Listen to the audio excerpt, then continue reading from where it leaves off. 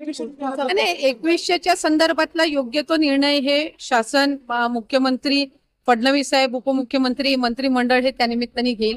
पण मला आपल्या माध्यमातून सगळ्या लाभार्थ्यांना सांगायचंय की ही योजना अशाच पद्धतीनं आम्ही पुढेही चालू ठेवणार आहोत.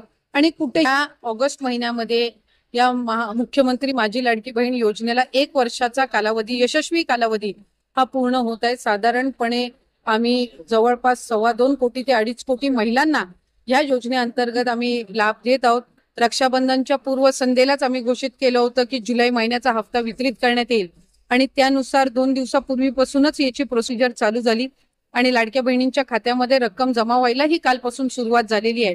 त्याच्यामुळे ही योजना अशाच पद्धतीनं राज्याचे मुख्यमंत्री देवेंद्र फडणवीस साहेब, उपमुख्यमंत्री एकनाथजी शिंदे साहेब आणि उपमुख्यमंत्री अजितदादा यांच्या नेतृत्वाखाली आम्ही चालू ठेवणार आहोत. असं वाटतंय की काही विरोधक आणि काही माध्यम अशा पद्धतीचा अपप्रचार करत आहेत.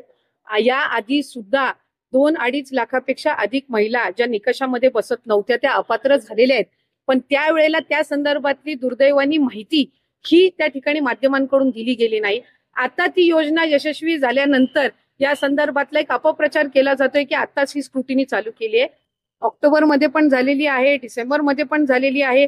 आणि मी आपल्याला वारंवार सांगत आहे की कंप्लेंट बेस्ड स्थानिक जिल्हा प्रशासनाकडून ज्या वेळेला कंप्लेंट्स प्राप्त होतात त्यावेळेला काही माध्यमच आम्हाला सांगत होती की अशा पद्धतीच्या काही चुकीचे काही हे मिळते तर आपण त्याच्यावर काही ना काही जे गरजू आहेत त्यांच्यापर्यंत हा लाभ पोहोचला